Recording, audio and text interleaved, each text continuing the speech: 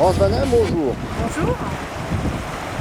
En direct du port du Liel, il s'agit aujourd'hui de penser quelle joie nous avons d'être au bord de cette Méditerranée au mois de mars avec ce soleil et cette luminosité.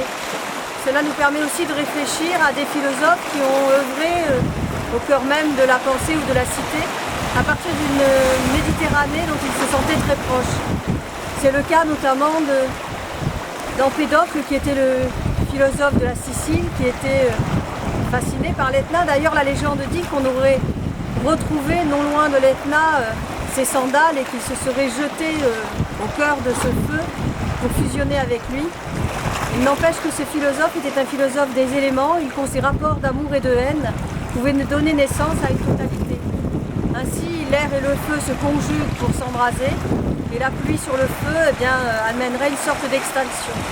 C'est ainsi qu'Empédocle, dans sa grande sagesse, a considéré, en regardant la Méditerranée, qu'il y avait des alliances comme ça qui se faisaient, et que ces alliances entre les éléments permettaient finalement d'obtenir ou de se relier à ce grand tout qui nous environne, qu'il appelait aussi l'Atma, l'âme du monde.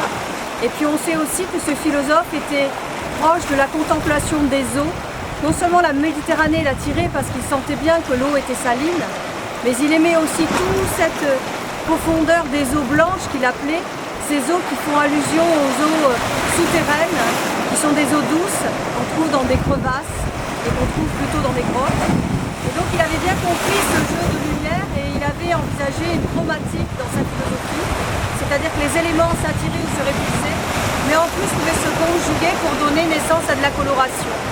Ainsi on pourra dire avec Empédocle qu'il y a eu la naissance d'un philosophe qui non seulement avait gagné une étape des Jeux Olympiques et avait en même temps été couronné par son succès, mais qui en plus avait bien les pieds sur terre et sentait qu'il y avait dans ce monde une belle harmonie à contempler.